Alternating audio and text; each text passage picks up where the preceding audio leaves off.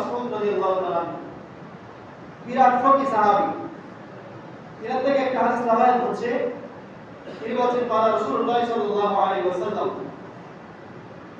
রাসূল পাক সাল্লাল্লাহু আলাইহি ওয়াসাল্লাম ইরশাদ করেছেন বায়িউ বাইনাল হাজ্জি ওয়াল উমরা। নবী বলেন তোমরা হজ এবং উমরা আদায় করো, আগে উমরা তারপর হজ, হজ উমরা একসাথে আদায় করো। ফাইন্নাহুমা ইয়ানফিয়ানিল ফাকর ওয়াল যুনুব, কারণ যখন হজ করবে, হজ করার মাধ্যমে তোমার যে ফাকার দরিদ্রতা, আল্লাহ হজের মাধ্যমে তোমার দরিদ্রতাকে দূর করে দেবেন। সুবহানাল্লাহ।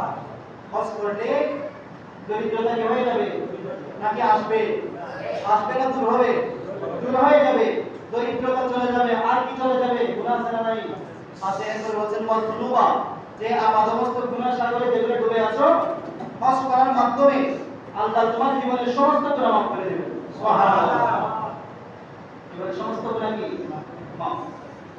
কিভাবে? তিনি বলেছেন কামা ইয়ানফিল কিউ খামসার হাদিদ ওয়াল ফিতওয়াল যাহাব ওয়াল ফিদ্দা, যে কামার, একটা লোহাকে যখন কামারের ভাতি আছে না, বাতাস দিয়ে দিয়ে এটা কি করে, কামারের ভাতির মধ্যে যখন একটা মরিচিকা দ্বারা লোহাকে দেওয়া হয়, ওই গরম করে যখন পানি দেওয়া হয়, ওটাতে মরিচিকাগুলো থাকবে আর থাকবে থাকবে না। নতুন একটা আপনার ধারালো অস্ত্র, তা বলেন বটি বলেন ছুরি বলেন, নতুন একটা অস্ত্র তৈরি হবে কিনা? তৈরি হবে। যে স্বর্ণকে একদম গরম করে গলিয়ে নতুন অলংকার তৈরি করছে না, করছে। অনুরূপভাবে রূপাকে গলিয়ে নতুন অলংকার তৈরি করা হয়। আমার নবী বলেন যে কামার যেভাবে ভাতির মধ্যে দিয়ে পুরাতন লোহাকে তার মরিচিকা দূর করে নতুন অস্ত্র বানাচ্ছে, নতুন স্বর্ণরূপা যেভাবে বানানো হচ্ছে, কোন মানুষ যখন হজ করবে, হজ করার মাধ্যমেও ওই বান্দার শরীরে এতদিন মরিচিকা নামক গুনাহ নামক যে মরিচিকা ছিল, হজের মাধ্যমে আল্লাহ সমস্ত মরিচিকা দূর করে দেবে। সুবহানাল্লাহ। হজের মাধ্যমে সমস্ত মরিচিকা হয়ে যাবে, দূরীভূত হয়ে যাবে।